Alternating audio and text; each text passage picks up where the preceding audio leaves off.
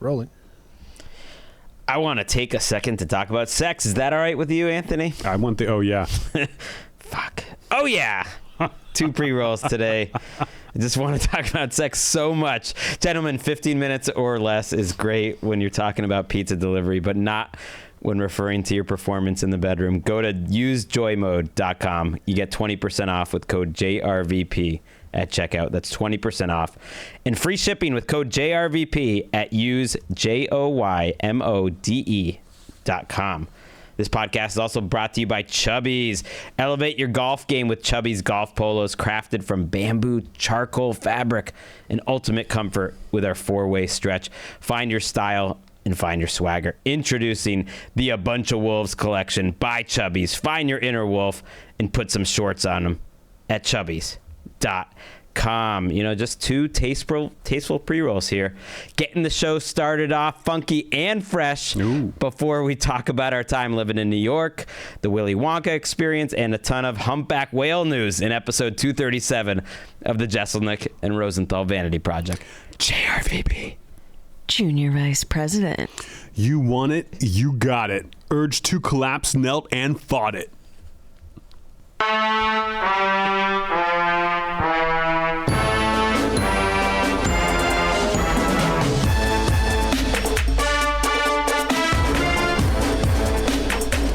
Bringing in song lyrics for you today. From who? Pale Hound is a new group I've gotten into. Pale Hound. I have one of their songs on my mix. Oh really? Which one? And now I forget who they are exactly. Is it? Did they have Chosen to Deserve? Is that one of their songs? I don't know. I was hearing this on a mix and I was like, oh, I like it. It's called You Want It, You Got It. And I listened to the album on the way here. It's good, but You Want It, You Got It is my jam. I will find the song. You know, you gotta Independence Day. Good tune by Pale Hound. Just saying. One of my jams. I may have heard it. I may It's not. on heavy rotation. Okay. On my playlist. Okay. What's happening? Pretty tired. Just got back from Canada. I've got a week off, so I'm very excited. And all the things I have to do this week, I've had to do kind of like today, the next couple days. I've got a bunch of stuff going on, and I can take the weekend to relax. But I'm very, very tired. Coming back from Toronto is a bitch, man. Air Canada fucking sucks. I love Canada. Air Canada is garbage, and Canadians know this. No one's gonna email saying, "Hey, lay off Air Canada." It fucking sucks. Delayed 2 hours. Direct, which was nice. I mean, that can happen with anything that's this bad. I was very happy to get home, and I'm extremely one of those, like, you ever get so tired that you go to bed early and you're just so excited, like, oh my god, I'm gonna get 10 hours of sleep, and then you wake up at 5 a.m. for no fucking reason. And you're just up. You're like, okay, I guess all my plans are laid to waste. That's what I'm doing now. So why are your plans laid to waste? You should be fresh and ready to go. My plan was to sleep all day, and I swear to God, I woke up at 5 a.m. And I've been doing a thing too. I asked Liz, I was like, do you do this? Where I'll wake up, and I'll wake up in a panic. Like it's still dark, and I'm like, what time is it? Did I sleep in? And I look at my phone, and it'll say like 10:30. And I'm like, holy shit, 10:30. And I'll look at it again, and it's like 5:30. And I'm like, wait, why did I imagine it was way later than it was? And then I'm just awake. And that's been happening to me the last couple of days. So I think eventually I will unwind and get to enjoy this break. But for now, I'm pretty tightly wound. I was going to say, you come off as all loosey-goosey. No, you don't. But yeah, your sleep, I think, is a sign of where the real Anthony is. You're grinding your teeth. You're waking up at odd hours. It's just like a lot of stress. Aaron, am I ever loosey-goosey? No. When I come in the studio, do you turn off the light above the studio that says loosey-goosey? Yeah. As requested. It's in my rider. And don't watch the YouTube episode this week. I'm ugly. That's just how people think of Anthony. It's just like, oh, yeah. Oh, Anthony's going to be on this show. Oh, yeah. Anthony's doing this. Oh, yeah. He'll just go with the flow. He's down with anything. He's cool with whatever. I'm ugly this week. My haircut lady has been out of town for like almost 3 months. She comes back tomorrow. I'm getting my haircut. I mean, you could get your haircut with someone else. I've gotten a couple beard trims, but I need shin. I need shin. We need to. Where's she at? I was by her salon the other day, The old just place? randomly. No, where she is now. The new I was one? like, oh, that's where it is. Yeah. I just happened to see it. Yeah. Yeah, I'm going there tomorrow. Gonna look at another house tomorrow. But yeah, do not watch the YouTube. I'm ugly. If you're gonna put the YouTube on, put a current picture of me up, and look at that. Next week, I'm gonna be beautiful. I'm gonna be like a butterfly that's come out of a cocoon to expose itself to children. That's me next week. This week, Dogsville. I'm ashamed of myself. I look like someone who lives in a different part of the country. Next week, LA. You look like you look like you do normally, except with the hat on. I always wear a hat on the podcast. So what's the difference? I would not wear a hat in the podcast. Liz was like, why are you wearing a hat? Your hair looks good. The beard's overgrown. The hair looks good. I said, it's the headphones. It's the headphones. Aaron, do I need the headphones? If you ever want to talk to me, yeah. Okay, so I don't need the headphones. I could come in here, locks What, flowing. it messes with your hair? I mean, mine's looks fine. Now that my hair's longer, yeah, I don't like to think about it. We'll see. Maybe I'll bring it in here and let everybody know. Here's what happened in Canada this weekend. I love performing in Canada. I really do enjoy it. I do not like the customs process. I do not like the immediate taxation of all my money, but I do enjoy the people, and I like going there. Went there this weekend, did one show in London. It was great. I should have done two. I don't know why we only had one show in London. 2 shows in Hamilton, and then 2 shows in Toronto. Toronto was amazing. Toronto, I was in this theater I'd never been in before called Massey Hall, that apparently is like a historic theater in Toronto, and it was incredible. It felt kind of like it's like the Carnegie Hall of Canada, if you will, and I fucking loved it. It was like all the greatness of being in Carnegie Hall that I really enjoyed this past November, without the pretentiousness of the staff. And I'm not knocking the staff of Carnegie Hall. You're supposed to be like that. They got a lot of rules. They stick to those rules. They're all hardcore. There's no fun to be had backstage at Carnegie Hall. Massey Hall, They're loosey-goosey. they don't give a fuck. Loosey-goosey light is on, and there is no off switch. We had a great time. I had 2 shows, incredible. I truly loved. At the end of the set, I was like, guys, I just did Carnegie Hall, 3 or 4 months ago, and I like this place more, and they love that. But I did 2 shows in Hamilton Friday night. All right, and Hamilton's like an hour outside of Toronto, and then people are like, it's a little blue collar.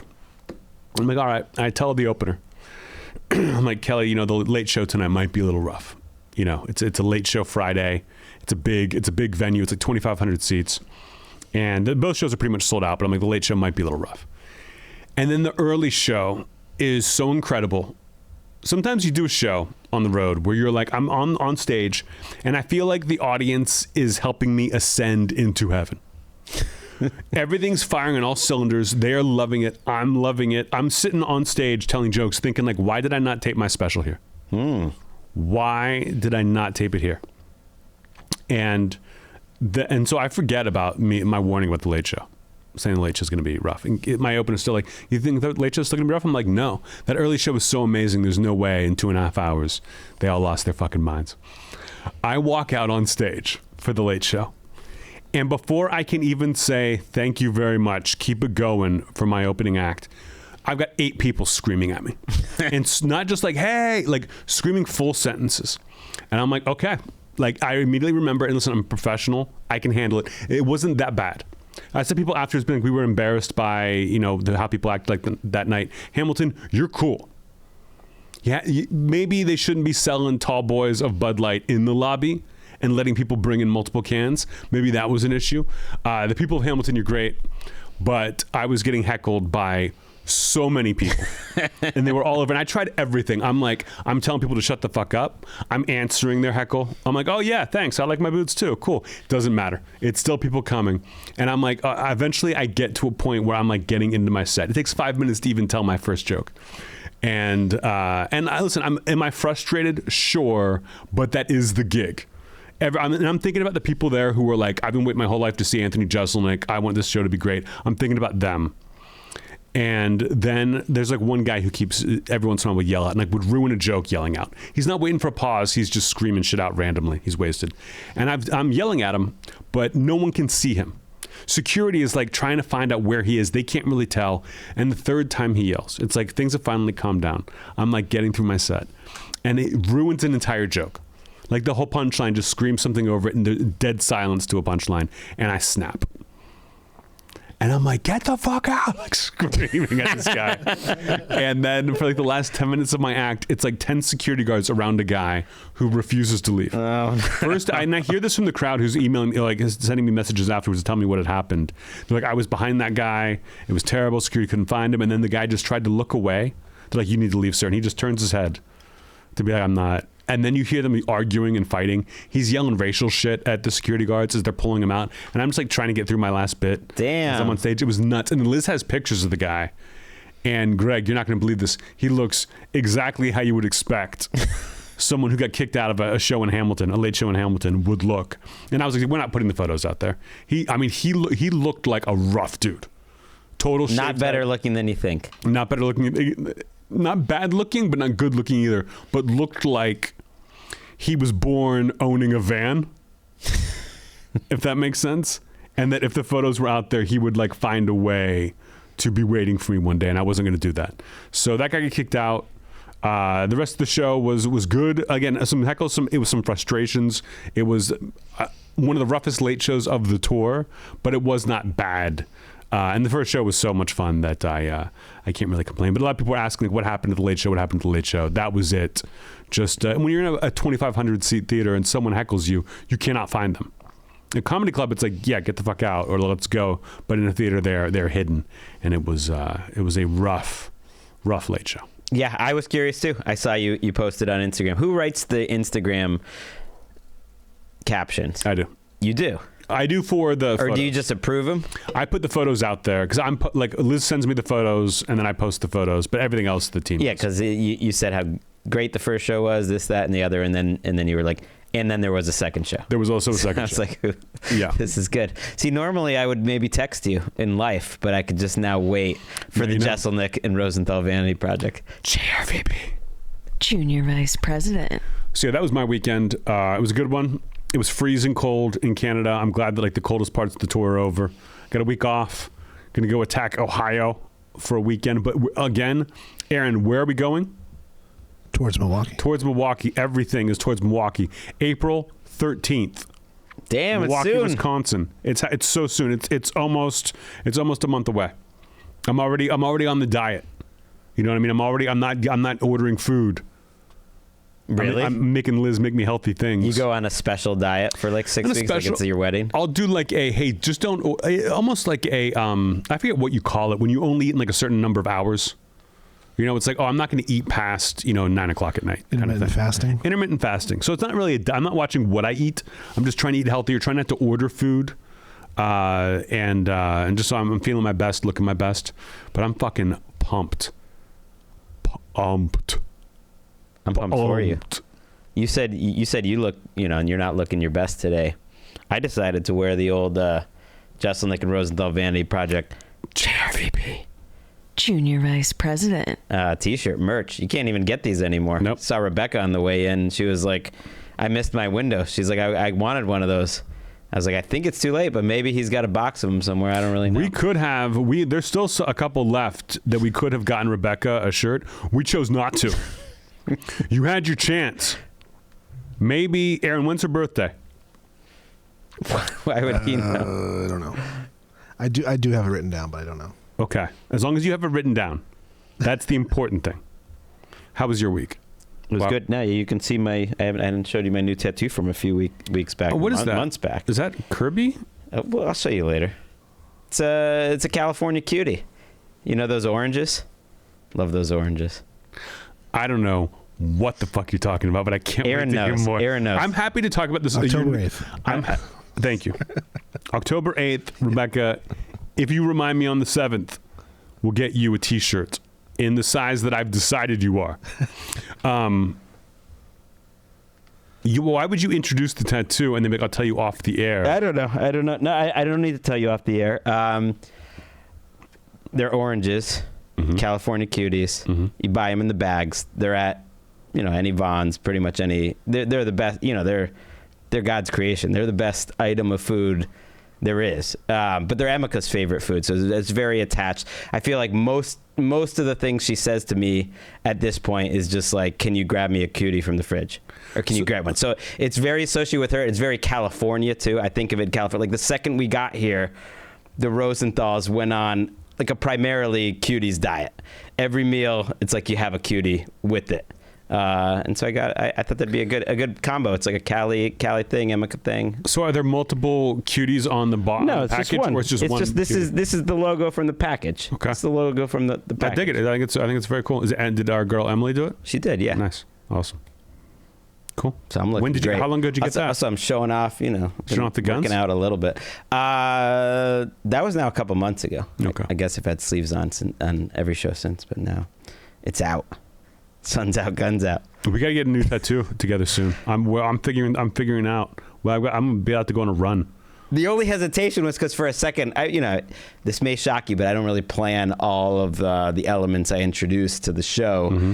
In that moment, I was like, oh, now mom and dad are gonna like ask about it, and this is just like annoying for some reason. Then you got to explain it. I don't know why that's annoying. It's like, but see, we're past our parents can get mad about our tattoos thing. I used to cover them up when I went home, and now I'm just like, you can't do anything.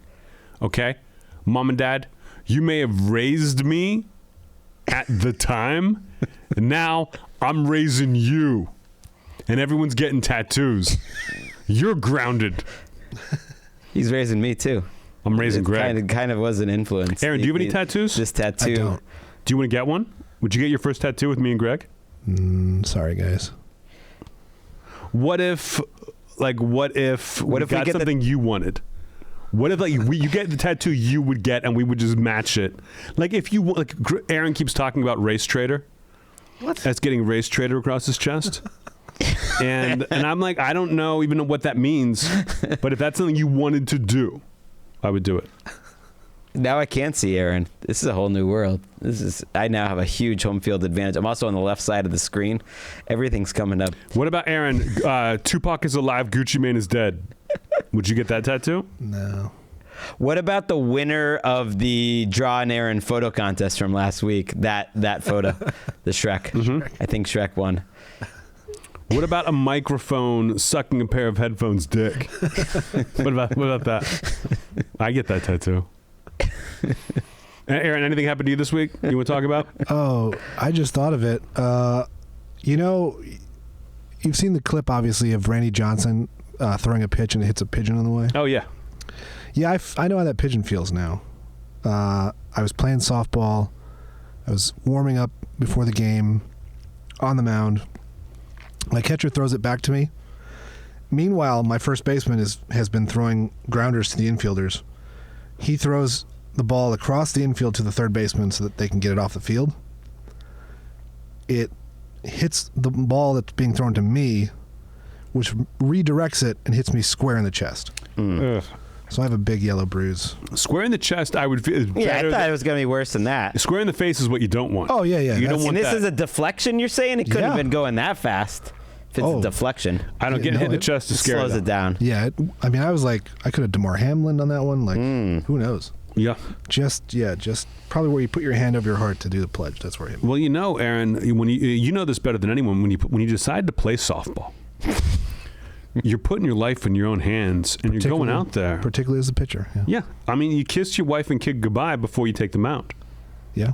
Because you never know what's going to happen during warm-ups. It's true. What about a tattoo of that bird exploding from the Randy Johnson pitch? It's got Randy Johnson in like the foreground. You see the ball, the bird. It's the whole scene. That'd be a pretty cool tattoo. I like it. Randy Johnson, but he's doing his fingers. He's doing that like the cunnilingus sign with his two fingers and like a tongue out. Or what about just like a big Randy Johnson face on your arm? Mm-hmm. I'm into it. Just Johnson on your back with a number on your back, not Randy Johnson's number, but the number of times that you've seen him live. Randy Johnson, for our non-sports fans, big time pitcher back in the day, beautiful man. Beautiful. Just like like a great pitcher, but just distracting how handsome he is. That's why I can't wait to get to the hairdresser tomorrow to say, "Give me the Randy Johnson." I got a game, and it's in Milwaukee. But outside of that, I need some New Orleans recommendations. I'm going there this weekend. You said you're going Thursday. Yeah. What are you going for? My wife's 40th birthday. Oh, nice. Yeah. Have you guys been down there together before? Nope. So she was just like, I want to party for my 40th. Yeah. Where are you guys staying? In the quarter. Okay, in the quarter? Great. Okay. What do you want? Restaurants? You want bars? Yeah. Yeah, restaurants. Okay, we'll do it off the air. I don't want to bore. Sure. I don't want to bore our listener. And now it's time for. Did we get any notes? Did we get any notes? Notes. Did we get any notes? Notes. Did we get any notes? We got a couple notes. First of all, now it's in my head. I read all the emails, and one of the notes 2 weeks ago, I think I even mentioned it last week, was to tell Greg he doesn't have to dance if he doesn't want to. It's like, now that's in my head every time I'm doing a little dance, and I don't like it. But that's a lie, because you do have to dance, even if you don't want to. We got an email from Riley Jones, just a little follow-up. Aaron, if you're watching the YouTube, will show you the picture that she sent in. She was the winner of the blind date contest, and she said, "Hey, Greg and Anthony, they went to the Hamilton show. They were at the good first show, apparently." Right? It was the Hamilton show, right? You don't even know. They came to London. Oh, London was only one show. It's okay. It's all confused. You know, all these Canadian towns. She just following up to say, thanks for helping Sarah and I connect. We had an awesome time. Anthony was incredible. Kelly Ryan absolutely killed it up there. While I may not have found love, I found a new friend and got a great show. You guys are both awesome, and this whole thing has been surreal. Thank you, Riley. Thank you, Riley, for this wholesome content we got. I wish Riley hadn't just trashed your date at the end by being like, I didn't find love. You found love. We brought it to you. It's like people, it's flooding out there, right? People in their house and it's flooding. And they start to pray. And they're like, we're going to pray ourselves out of this one. And it's like the waters are rising, a boat comes by, and they're like, hey, get out of your house, come with us. And they're like, no, we're praying. God's going to help us. And the boat goes away, and then a second boat comes by, and they're like, hey, guys, we might be the last boat you're ever going to see. Get on this boat. And they're like, no, God's going to take care of us. We're praying. And they leave. And then finally a third boat comes in, like, I'm watching you drown. Get on the boat. And they're like, no, God's going to help us. Boat goes away, and they drown. And they go up to heaven. And they say, God, what the hell? We prayed for you to help us. And God said, I sent 3 boats. That's what we did for her. We sent 3 boats. Was Sarah the third boat or the first boat? Sarah was all 3 boats. And then she fucking just drowned. And she could have been holding on to Sarah. Sarah could have helped you. Sarah sent a very sweet email too, short, just thanking us as well, and said she had a great time. So JRVP does great things for great people. So congratulations. Hope you find love. You found in a hopeless place. You found love. I hope you accept it. Aaron. Yeah. If you were not married, would you? What? I mean, that's just untoward. Would I what? Both beautiful women. I'd get in there. You'd what? I'd get in there. Nah, he made it so much worse. Beautiful women, beautiful time, Canadian. beautiful show. Sarah said, by the way, you had us. I knew she had a line you would like. You had us laughing so hard, her face hurt. So that's how you do it. Yeah, that's how I do it with everybody. Your face is gonna hurt one way or another. You come to my show, I guarantee it. And that was. Did we get any notes? Did we get any notes? Notes. Did we get any notes? Notes. Did we get any notes? And now it's time to take it down to a place that never got married and is never getting in that and doesn't accept love or even look for it. It's Email Corner. Email corner. Emails are a thing. Email corner. It's email corner. Guys, emails are a thing. I don't know how many times I got to fucking tell you before you get it through your thick skulls. They're a thing. We need them from you. You email us, jrvpjuniorvicepresident@gmail.com. We've been getting a bunch of them. Greg's been looking through them. And he's telling me, hey, we've got too many good ones. We're putting some aside for the bonus eps or the episodes we got to do double time before I go international and leave all this behind like a bad memory. So keep sending them in. Yeah, they're really good ones. So if we don't read them on the show, we're keeping them. It's gonna happen. If you let's say you got one that you really want, you're like, hey, they never answered this question, but I really want it. Submit it again. Yeah, your chances are increasing that we will answer these. And try, if you can, get it in the first half of Miss Kim's email to me. Because if I see 3 I like in the first half, I'm gonna pick those 3, and then I've already picked them. Mm-hmm. And do not tell it in the email. Don't say your race or ethnicity, because that Greg will just take you right out of the pile. And if there's like an exceptional one towards the end that I find later, compiling them for maybe it'll get replaced. But the bar is suddenly higher. But you read them all eventually. But a lot of times, once I get 3, I'll just send it to you, and then I get to them later. I get it. You know, we got stuff to do. John asks both of us. He says, you've talked a few times about your move to Cali after college, but not much about living in New York. What caused you to move out there and then come back? Were you both there at the same time?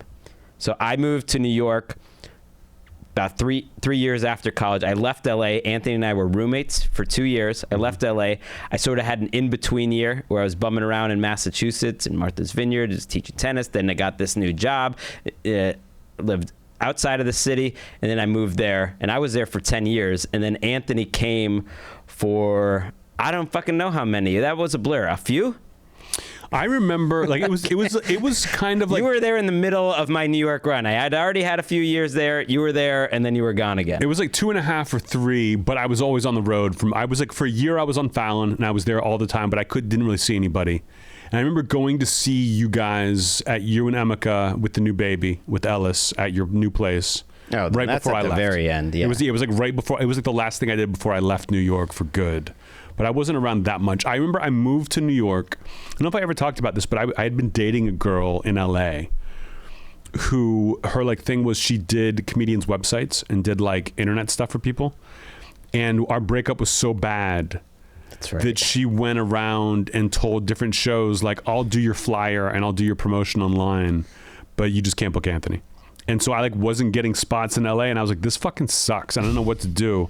So I moved to New York. I was like, I'm gonna move to New York. My college girlfriend was living there, and I stayed with her for a little while. I was going back and forth for a little bit, and then eventually moved there. We moved in together, broke up almost immediately. And then you kept the apartment. I kept the apartment for a year. You moved in with her, you broke up immediately, and then you kept the apartment. I remember thinking I should have gotten rid of the apartment. She got a raw deal. It was the worst apartment. It was terrible. I should have gotten rid of it, but I was working so much at Fallon, I didn't think about it. And then I lived all over New York. But I was like I didn't have any money at first. And then Fallon, it was like I had money, but I didn't have any time to really do anything.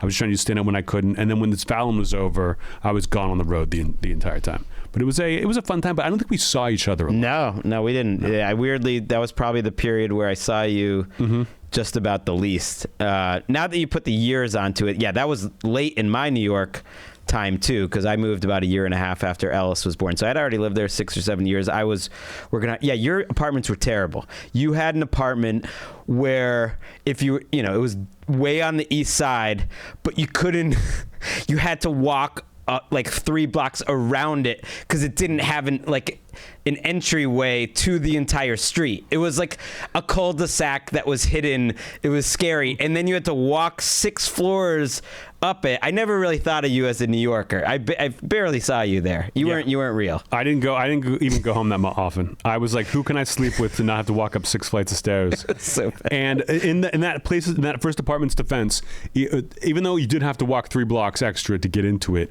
it was right next to an elementary school.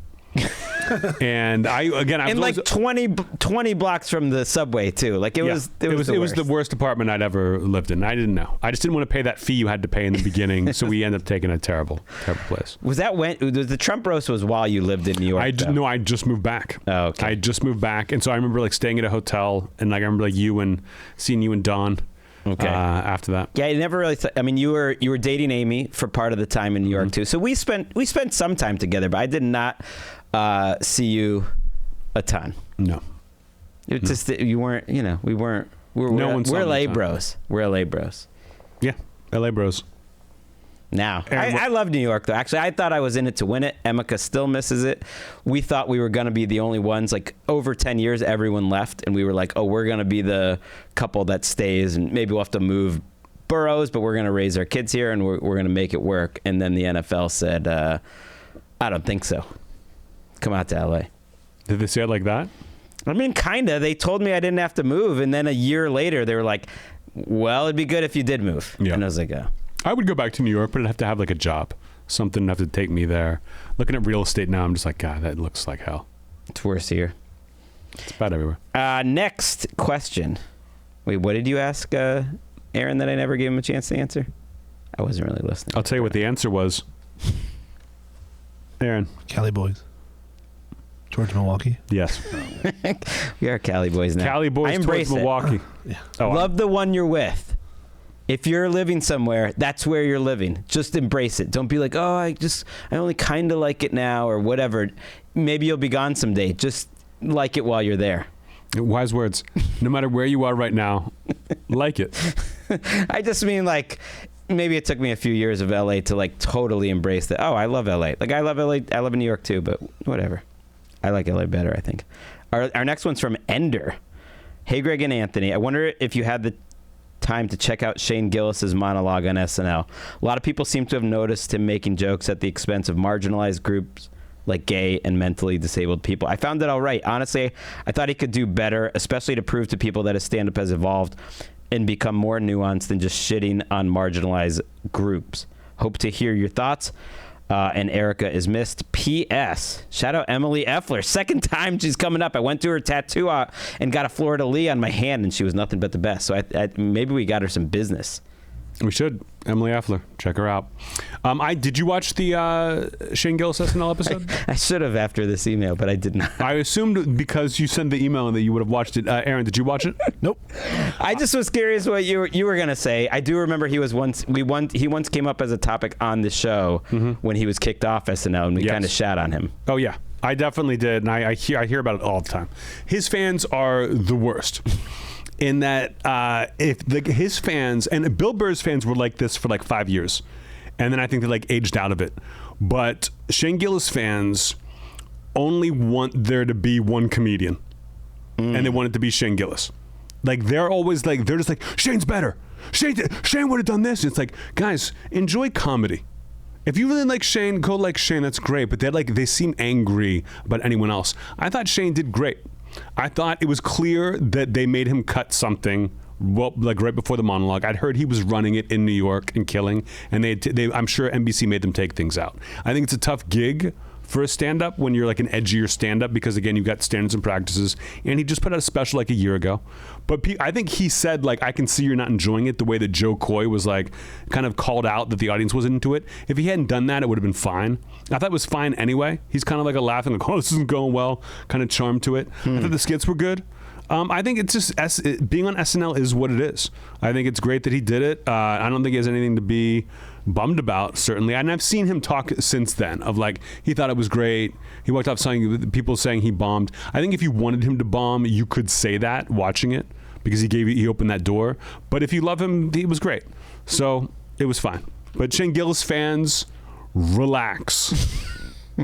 Wait, they're giving you shit of what you said about him on JRVP? It comes up every now and again. Yeah. It wasn't an email once, and that's why it was still in my head that like they went through some of the quotes of what we said way back then. Now I'll watch it though. Having known what you said first, it's like reading the book before seeing the movie. I wanted the better version from you first. Now I'm gonna watch it. Like, it's not great. You're not like, oh my god, you got to see this monologue. It's like stand-ups on SNL. They're like, we love a stand-up on the show because they come in and they just take care of the monologue themselves. But that can also be a disservice, to some people that I think it was as good as it was gonna get. It was great. That's interesting that it's like they only want him to be the only comedian. That reminds me of what people said about like Eminem fans back in the day. Yeah. Our last one, it's a long one. It's from Haley, the Moonlight Bard is how she Signed it. Hi, my name's Haley. I live in Indianapolis. I'm a big fan mostly because of Anthony, because, Anthony. My husband works for a security contracting company here in town, and he was working one of the doors at the media snack suite for the NFL Combine on Friday, March the 1st. When he told me this, I told him to keep out a look for a man with NFL Network credentials named Gregg Rosenthal. And if so, if he had the opportunity to slide up, whisper JRVP, Junior Vice President, and walk away. He called me sometime later, said he'd been chatting with one of the NFL Network producers who said they would send Gregg through if he ran into him. Cool. A while later, I got a call from my ring-bearing life mate saying, quote, hey, I just talked to Gregg Rosenthal. I couldn't slide up to him because he just walked up and said hi. So I showed him the text. He laughed, shook his head, and walked away as he pulled out his phone. Love you, love the pod. Haley, the Moonlight Bard. Now, you sent this email in there, and I was like, why are we talking about this? Right, I wanted to talk about this because I was not at the Combine. Yes, you never go to the Combine. No, I have. Almost every year until the last 2 years. I had gone like 15 times. Was not at the Combine. Usually there. So I want to know what happened here. I have a theory. I don't know if you wanted to throw out a theory first. Here's a theory. Your husband's unprofessional. If you're working security, don't be passing messages to me as I'm walking by because your wife's a fan. Right. He was the guy who she pointed out. It was a little longer. I edited it. Was the guy checking the security badge. So he was checking you in. He would have been looking at it. Okay. Yeah. So he's not really security as much as like administrative. I don't know. These guys. They're the guys that like are telling there's all these weird autograph people there for the players, like these guys who just bring all this collectible stuff. So it's to keep them out of the mix. If there's an active shooter at the Combine, he's the one who asks the shooter to sign in. Is that what you're telling me? Pretty much. I just thought this was fascinating because I was not at the Combine, and it got me thinking. Who do you think it was? I don't think it was anyone. I think some people. And I'll admit that maybe as a younger man, I had a little bit of this in me. So that's where I can identify. They just make up white lies for no reason. It doesn't gain anything. There's nothing to it. He just decided to tell his wife this, even though the story didn't happen for no reason. And it could be a problem with this relationship. You think the wife is telling the truth? You think the husband lied to her? Thinking, yeah. Like, I'm going to get away with this. You don't think there's any chance there's like another Rosenthal there? He says, I just talked to Gregg Rosenthal. I couldn't slide up to him because he just walked up and said hi. So I showed him the text. He laughed, shook his head, and walked away. Maybe it was maybe he's embellishing something. And if someone showed me a text, and no matter what it was on it, I would just smile and shake my head and walk away. Yeah, but this was the guy that was I hear it. This was the guy that was looking at the security badges or whatever. I'm concerned about Haley because I think you have to start wondering, like, what else is this guy saying? Because there's nothing to gain. It's not that good of a story. I think he just wanted to be like, hey, I saw this guy, and then this happened. But I'm sure I'm going to hear about it from Haley now. I'm concerned about you because I think you were there. I don't think Haley would do this to us. This is troubling. I trust Haley's husband. I trust him with my life. That's why he's security. I also have an email, by the way. I'm just going to read this one anyways. It's not a question, but I saw it afterwards and I wanted to say it now. It's from Annie DiPolino. She said she saw you in Hamilton. She bought the tickets before she found out she had cancer. She was having a chemo treatment that morning, but she was determined to still go to the show. She was looking forward to it, bones and all. There's no way she was going to fail to see your special, and thanks for coming to Hamilton. It's very sweet. That's awesome. I hope she saw the early show. I bet she did. You got chemo. You want to see the early show. I hope you enjoyed it, you sweet angel. Thanks for writing in. And that was Email Corner. They're a thing. Unite. And that was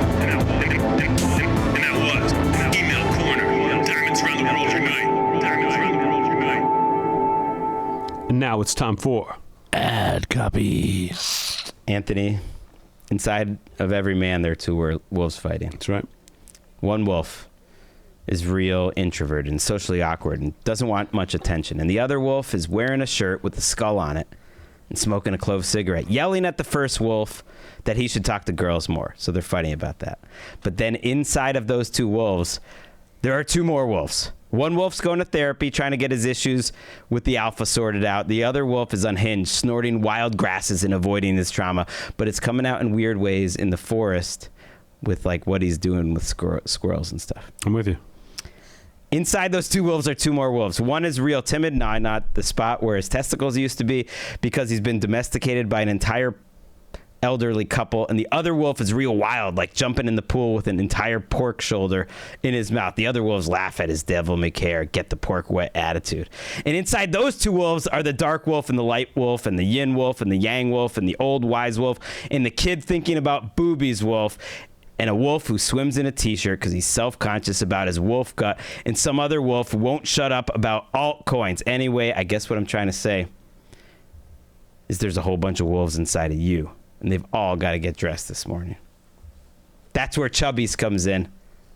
Chubbies makes shorts. They're awesome shorts. You don't need a belt with them. They're comfortable. They're just long enough. They're not too long. Fuck yeah. They look good. They're the best shorts I've ever seen. They've also got golf polos. That's what the Wolf collection, the Bunch of Wolves collection. You can play it while you're playing golf. It's got the ultimate comfort with our 4-way stretch. I got these Chubbies shorts when they decided to sponsor them, and I've been wearing them. It's cold out sometimes in the morning when I walk her to school, and I'm like, I don't care. I just want to wear these Chubbies. It's great. I just love the Chubbies so much. They're but nice. I'm looking forward to the weather getting warmer, so Chubby I can wear them in season. the morning Chubby season. instead of just in the afternoon. That's the thing with LA. People don't know. There's two types of weather in Santa Monica. Warm in the sun, cold in the shade. That's it. Chubbies is perfect for either one. Marine layer. That is the marine layer. Chubbies is introducing a Bunch of Wolves collection by Chubbies. Find your inner wolf and put some shorts on them at chubbies.com. I should have mentioned chubbies.com is where you get all your Chubbies shorts, polos, a whole bunch of stuff. But I love those shorts. Chubbies.com. You know what else I love other than Chubbies? You gotta tell me. Sex. Fuck yeah. Awesome, dude. That's where Joy Mode comes in. Look, we partnered with our friends at Joy Mode. Gone are the days of sketchy gas station erection pills, the worst kind of side effects you can imagine, like heart problems, 4-hour erection, all that stuff, going to the hospital. I'm not using soap for lube anymore. It's over. That's where Joy Mode comes in. Their sexual performance booster is an all-natural and science-backed supplement to give your disco stick all the tools it needs. Nothing it doesn't. Spitting in your hand, that's over. Simply mix this wonderful concoction with 6 to 8 ounces of water 45 minutes before sexual activity, and you can watch the magic unfold. It's going to last, too. It's actually just, like, nutritious for you. So even if for some reason in those 45 minutes you think it's going to be your night and it doesn't even turn into your night, it's still good for you. Yeah. It's like it's a new sheriff in the bedroom. You don't have to hurt anybody. I guess you could just use it on yourself too. Use joymode.com for 20% off. Use the code JRVP. That's 20% off and free shipping with the code JRVP at joymode.com. Ingredients with integrity. Again, as I mentioned, designed to support erection quality, firmness, and sex drive. It has arginine nitrate, Panax, ginseng, vitamin C. It's the only supplement you'll need in the bedroom. It also supports blood vessel support, cardiovascular and heart health, athletic performance. I'm never going back to prescription drugs. I'm only going Joy Mode. Go to usejoymode.com. Get 20% off with code JRVP at checkout. Again, that is 20% off. Free shipping with the code JRVP at usejoymode.com. And that was Ad copy. Let's get to headlines, Aaron. Let's get the headlines. Let's get the headlines. Let's get the headlines. Headlines this week were strong. Some of them were even thematic. This first one was one I saw all over the interwebs all week. It was Willy's Chocolate Experience in Glasgow. And it was described online as immersive, and it promised to create lasting memories for guests. But it turned into a nightmare, with children left in tears and families calling the police, apparently for breaking the law of acceptable production value, because the event was so cheap and shoddily put together. I love it. I love this. The only thing I read about, I'd seen like this, they had this thing and it didn't work out. People just got like a couple of jelly beans, which is so funny that you wouldn't be like, yeah, this looks like shit. Here, take this candy and get out of here. Kids will forgive you a lot if you have candy at the end. Trust me. I know. Believe me when I tell you, you can do whatever you want. And as long as you hand them more than a couple jelly beans, they're going to keep their trap shut because they love that candy. How you fucked that up? I listened to an interview with the guy who played Willy Wonka. Oh, really? Did you see? No. He said that he was working for like 8 hours that day. He was supposed to have a break every now and again. He didn't. The script they had for him, they just had AI like make up a script. Yeah. So they invented like a villain that they had to fight, that he'd like introduce to the kids and then suck up the villain with a vacuum cleaner. And he was like, do we have a vacuum cleaner? And they're like, no, improvise that. And then he, like, for 8 hours, he got one break, and then he just went into his car and cried because he felt so bad for these kids in a giant warehouse looking at him like, where's our fucking candy? Where is our candy? We'll let you do anything you want if you just give us candy. Yeah, it cost about $45, 35 pounds to attend the event. It was nothing like they described. Aaron, I believe we have some pictures up. There was a tweet that sort of set everyone off. Yeah, this is what it was supposed to be. Initially, of what it was supposed to look like. But everyone realized they just use AI to create the image of what it should look like. And then if you're watching on the Patreon and the YouTube, but the Patreon, you get a little extra. You can see what it actually looked like there, and it just it didn't look great. I mean, what's funny to me is it's not the families coming in and being like, "Oh, this sucks. We wasted $40." It's the people who thought they were going to pull this off. It's the people like day of being like, "Hey, we got 20 minutes. Is there anything we can fix?" And they're like, "Hey, maybe throw some more sparkles on the rainbow," because there's literally nothing else here. And again, all you needed was some candy. And I don't understand the thing of that they only had a couple jelly beans. No one got more jelly beans. They thought they could just get away with no candy. They were there all day. I think it was multiple days. Maybe it was just one day. One day. Yeah, the lady that played the Oompa Loompa said she got a 15-page script too. Her costume was to play the sexy version of an Oompa Loompa. We're also looking at a picture of this woman in a chemist outfit who was supposed to be making candy, just looking so bored. Yeah, I love. You know how you ever see drug dealer movies where they have like a room where a bunch of naked women are mixing up the drugs because they don't want to have clothes so they can steal it? That's what she looks like. Only she's making candy. I don't know what they were expecting. There was a lot of apologies. They released a statement of like, we didn't deliver, and we're like, what were you expecting? Everyone said it took the kids 1 minute to walk through. It was like two little rooms, and that it was really tense because the actors were tense. The people who were coming were obviously unhappy. So it was like being on like a plane where everyone's just pissed off. Yeah, it sounds like pure hell. And again, I would rather be the families who paid money than the people working there trying to keep them happy and get them their $40 worth when you have nothing. It is beautiful. I hope they make a movie out of it. There was all these articles saying that they are making a movie out of it, that it's like a horror movie.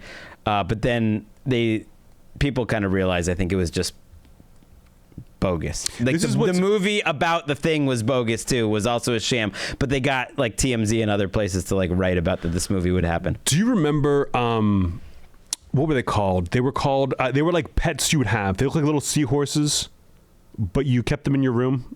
Do you know what I'm talking about, Aaron? Sea monkeys? Sea monkeys. Yeah. All right, do you remember sea monkeys? Yeah. Okay. Sea monkeys, like you looked at the package and it looked like a fucking family where there's the dad and the mom and the kids and they're like, you're raising a family of sea monkeys. You look at them in there, it's just like little amoebas rolling around.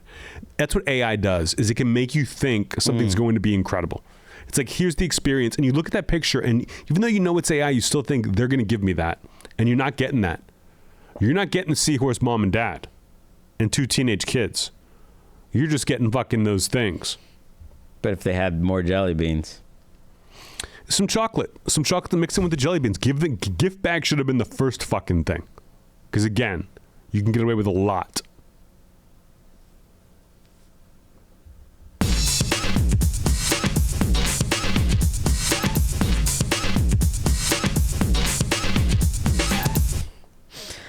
We've been waiting for it. It finally happened this week. Humpback whales were photographed having sex for the first time, and there's a twist you won't believe. Both whales were male. Let's go. So awesome. We did it. When Woke Bros podcast, which is what we call ourselves, like on the side, we talked about, we were like, what would the goal be one day? And it would be on this voting Tuesday. I think is the official term. Super Tuesday, that we finally have evidence that humpback whales do fuck. And they're gay. It's awesome. They're going to get hired for whatever they want. Do you think there's a chance that the humpback whales were just fucking with the photographer? Was it, look at this guy, let's piss away all their research right now and just fuck each other? It's possible. They had never seen sex before, as we mentioned. Apparently, it's very rare to see a humpback whale's penis in general. Mm-hmm. Like it's they're shy. They do not want to show you that penis. From the article, I'm just going to read it here. During the intimate encounter photographed in Hawaii, one of the males was seen to be holding the other in place with its fins while penetrating it. The whale underneath appeared to be ailing, being noticeably emaciated and covered in whale lice, white-colored parasites sometimes found on crustaceans. It may not have been gay sex. It may have just because whale lice is a turn on across any species. It doesn't matter who you are. You're around whale lice. It's like cocaine for them. I think so. It sounds like they didn't really see whale sex. They saw whale hazing. Or whale, rape. Let's just call it what it is. He's taking advantage of the other emaciated whale. We've got a picture of it here. I don't know. I'm not a scientist. I don't know, based on the picture, how you can tell this is the first time whales are having sex. But maybe there's another picture on the Patreon that only scientists get to see, the scientist Patreon.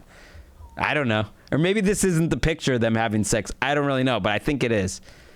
Yeah, who knows? It doesn't look like they're really holding them down with the fins, but it tracks as far as whale behavior. Yeah, it's hot. That they are going to, when their friends are down, what are you going to do, Aaron? When your friends are down, they're feeling a little blue, they haven't eaten in a while, what are you going to do? Fuck them. That's right. Yeah, when your friend's noticeably emaciated and ailing, what are you going to do? You better pray to God you come in here looking fed every day. Humpback whales are up to 52 feet in length. They weigh about as much as 36 tons, several buses. The penises of male humpbacks usually concealed in what is known as the genital slit to make it more streamlined while swimming. An unsheathed penis has only been witnessed by humans a small number of times in the past, one time while a whale was urinating. I thought genital slit was just a term I made up that I would use. But I'm happy to hear that whales use it too. Whales are cool. Aaron, what's your favorite kind of whale? Killer whale. Mm-hmm. Those are sharks, though. Technically. No, they're technically dolphins. Dolphins. They're mammals. Yeah. That's right. I knew they weren't whales. I've totally forgotten what I learned from my 3-year-old's books about these matters. You know what a whale penis is called, right? Weenus? A dork. Wait, really? Yeah. Wow. That's awesome. Way to go. I wish that was a joke, not the truth. I'm going to bring it back to what I always call a humpback whale penis, the genital slit. The new research paper that they released about seeing this said the whales use the genital slit or anus for same-sex copulation. Either way, and they were like, well, why would they do that? Number one option, to practice reproductive behaviors, or number two, to assert a sort of dominance over the other. That's why I do it. That's why I do it. I think it's funny that your whole life is dedicated to finding out more about whales, and you're like, you publish this piece like, Mom, Dad, I've been researching for 20 years. Here it is, and it's just like, we saw 2 whales fucking. Like, you're a gossip, bro. Right, and I love. I mean, the theory. The theories of why they do it did not include just fun. It's fun. They're old. We just popped their joy mode. Let's have some fun. If you're old, if you're a whale, you're gonna live to like 200 years old. You have a friend. You're in kindergarten, and your friend's a dick to you. You've got 200 years to like think of a way to get them back, and then you see they're old and emaciated, and you're like, I got it. I'm gonna give them a little something on the way out the door. It's like Joe Pesci and Goodfellas. It's like that.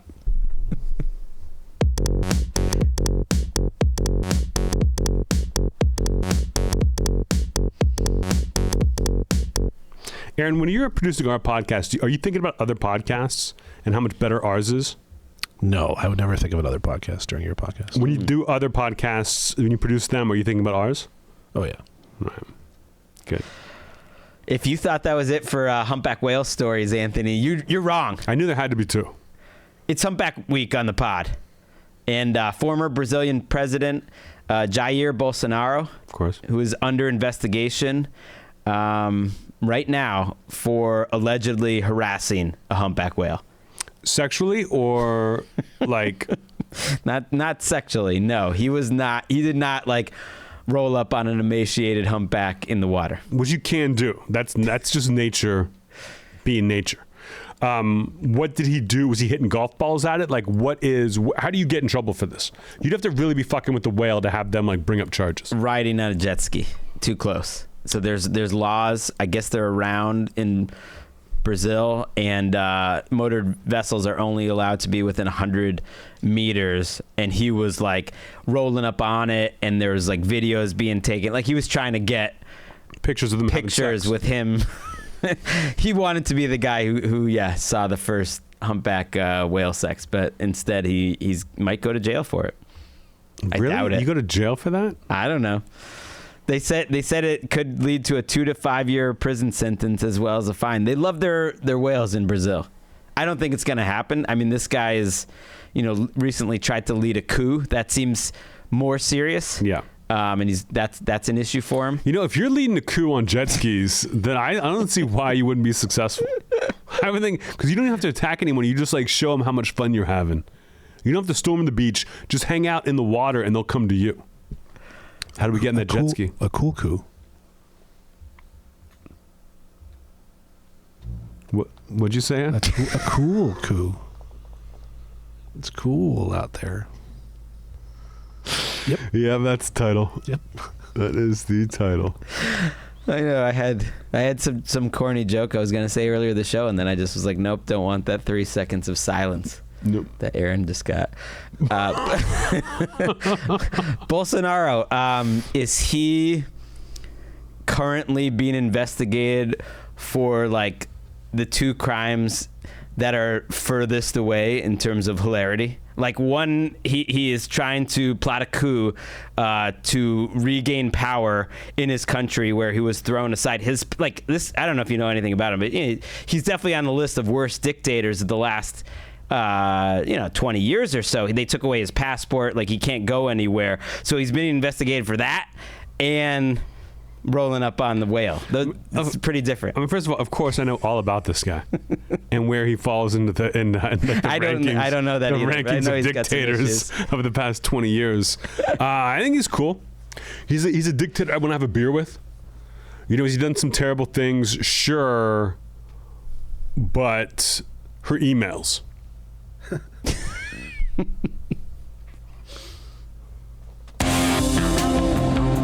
Last headline. The last headline song feels like a hit of heroin, like washing over me. It's like, oh, we're almost done with this shit for the week. You're not almost done with Rummy. You're going back to him tonight, and dogs, risky purchases in general. True. Rummy was. I didn't buy Rummy. Oh, that's true. I took Rummy in. True. Maybe that was where this guy in Germany went wrong. I believe he bought his dog, and recently had his penis bitten off by that dog, a Jack Russell Terrier-looking dog.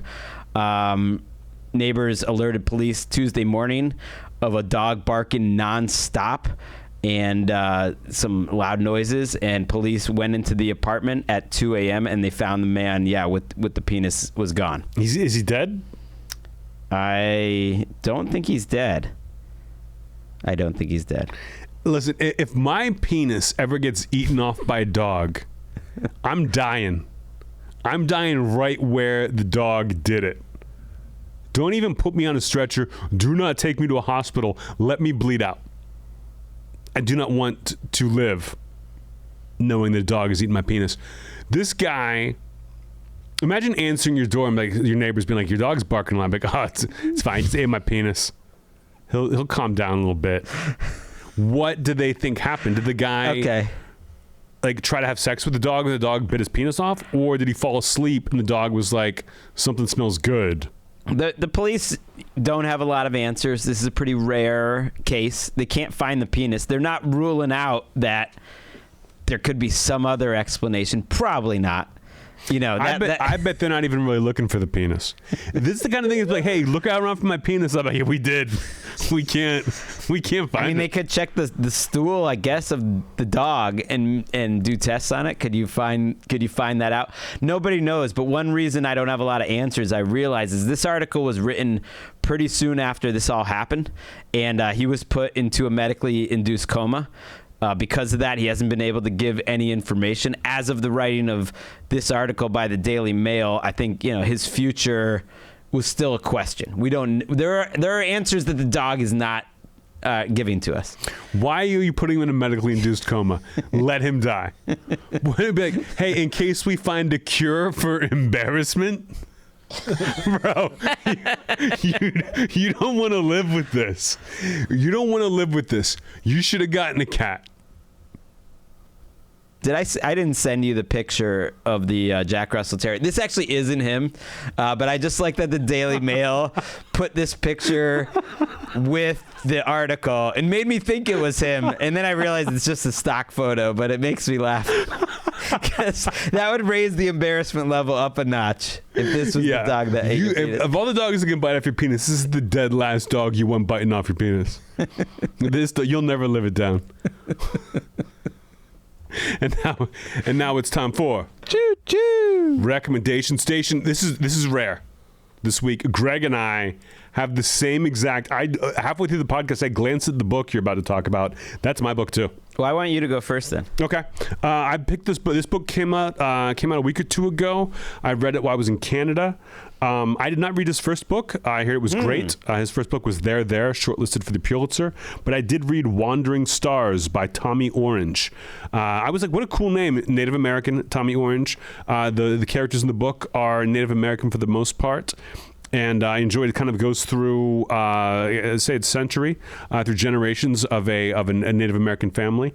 And I thought the most moving parts, I don't know about you, but the addiction parts of it later on in the book were incredible.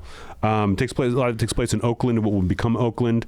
Beautiful book, incredibly well written. I mean, he's great. I've got to go read There. But I absolutely loved it. Just gorgeous writing. Yeah, he is a really talented writer. I brought it in. They sent us a copy, and I love There. That was one of my favorite books of the year, and this is kind of a sequel to it. It's the same characters, or a couple of the same characters that are the focus in this book. It constantly refers back to the shooting that's part of the book in There. Spoiler alert. I like There even more, but he is such a talented writer that I'm going to read everything he writes, and I enjoyed it. It was a different perspective, and you're right. The friendship between the two young Native kids, I guess you would call them, as they're growing up and their addiction issues in the second half of the book, it takes a pretty big turn.